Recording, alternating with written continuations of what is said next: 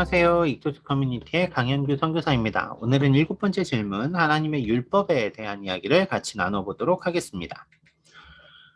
자, 7번 질문입니다. 하나님의 율법은 무엇을 명하고 있습니까?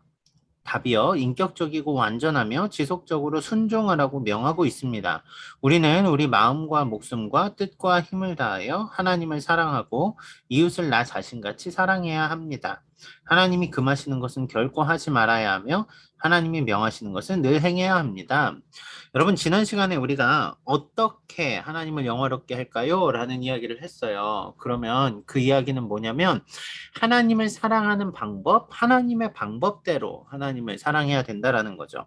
그 하나님의 뜻을 우리는 하나님의 말씀을 통해서 알 수 있습니다. 그리고 그 하나님의 말씀, 특별히 우리에게 순종의 계명으로 주신 그 하나님의 율법은 무엇을 말하나요? 이 얘기를 했을 때 두 가지를 우리가 봐야 된다는 얘기예요. 첫 번째, 하나님을 사랑하고 두 번째, 이웃을 사랑하라는 거죠. 자, 오늘은 우리가 잘 아는 내용이죠. 예수님께서 이 내용을 한 번 더 정리하시는데요. 마태복음 22장 37절에서 40절 말씀에 보면 이런 말씀이 나오죠. 예수께서 이르시되 내 마음을 다하고 목숨을 다하고 뜻을 다하여 주 너의 하나님을 사랑하라 하셨으니 이것이 크고 첫째 되는 계명이요 둘째도 그와 같으니 내 이웃을 내 자신같이 사랑하라 하셨으니 이 두 계명이 온 율법과 선지자의 강령이니라. 다른 건 필요 없어요. 오직 중요한 것이 두 개 있다면 크고 첫째 되는 계명은 내 마음을 다하고 목숨을 다하고 뜻을 다하여 하나님을 사랑하는 거고요. 둘째는 온 이웃을 내 자신같이 사랑하라 이 이야기입니다.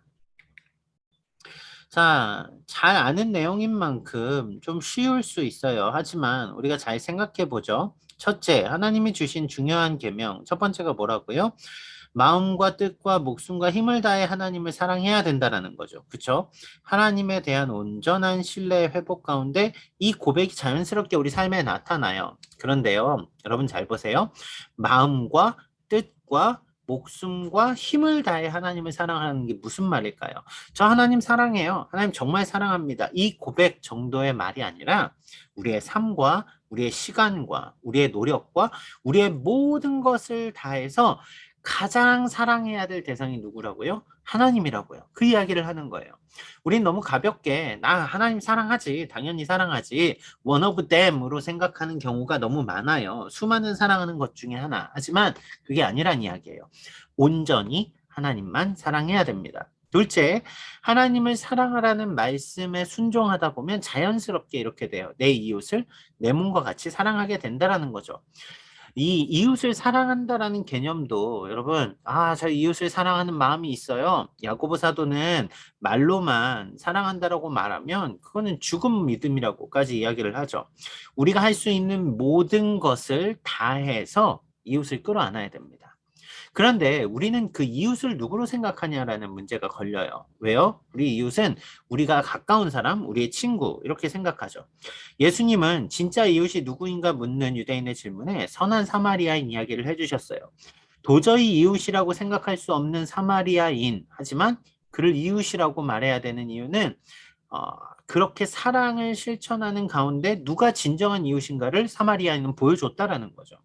그렇다면 여러분들도 이웃을 사랑하라는 게 단순히 내가 사랑하는 사람들을 사랑하는 것이 아니라 더 넓게는 예수님은 그렇게 말씀하시죠. 원수까지도 사랑하라 이렇게 말씀하세요. 계명은 간단했습니다. 하나님을 사랑하고 이웃을 사랑하라. 하지만 그 정도에 대한 범위는 우리가 다시 깊이 고민하고 적용해야 된다는 거죠. 자, 특별히 우리가 계명을 받았다라면 율법이 우리에게 주어졌다면 우리가 반드시 해야 될 일이 있어요. 율법을 듣고 멈추는 것이 아니라 순종해야 된다라는 얘기예요. 자, 그런데 순종이라는 말이 실은 요즘 젊은 세대에는 별로 마음에 들지 않아요. 왜냐하면 내가 뭔가를 포기해야 되는 것 같거든요. 내가 뭔가 절대적인 힘 앞에 굴복되는 느낌도 들고요. 그런데요, 하나님이 보여주시는 순종은 조금 다릅니다. 이 율법을 주신 게 언제 주시죠? 이스라엘 백성을 출애굽하고 주세요. 그러니까 무슨 말입니까? 애굽의 노예로 있던 사람들에게 자유를 주시면서 자유인으로서 특별히 하나님의 백성으로서 살아가야 될 길을 알려주신 거죠. 이거는 하나님의 백성답게 살아가도록 우리에게 주신 축복이라는 이야기예요. 지금도 마찬가지 아닌가요? 우리 지금 신약의 시대를 살아가는 우리들도 예수님이 구원해 주셨어요. 이미 구원받은 우리가 하나님의 뜻대로 살아요. 그 순종은 내가 순종하니까 하나님 구원해 주세요. 순종하니까 축복해 주세요. 이 개념이 아니란 거죠. 우리가 이미 구원을 받았기에 온전하신 하나님의 뜻을 이루는 기꺼이 그렇게 살아가는 게 되는 거죠. 자, 하나님을 사랑하고 이웃을 사랑하게 되는 거, 그것은 강제적인 요구가 아니라 예수님을 우리에게 주신 하나님의 사랑 가운데 발견하게 되는 하나님을 향한 사랑의 반응이라는 거예요. 자, 그런 의미에서 우리는 먼저 주신 그 사랑을 바로 알아야 하나님의 율법을 바로 살아낼 수 있겠죠. 예수 그리스도를 통해 하나님은 자신의 사랑을 확증해 주셨습니다. 우리가 이걸 복음이라 그러죠. 날마다 복음 앞에서 하나님의 사랑을 확증할 때 우리는 그 사랑에 반응하게 됩니다. 온전하게 반응하는 그 사랑, 그것이 바로 율법에 순종하는 그리스도인의 삶이 되겠죠. 자, 정리해 보겠습니다. 하나님의 율법은 무엇을 말하고 있나요? 인격적이고 완전하며 지속적으로 순종하라고 명하고 있습니다.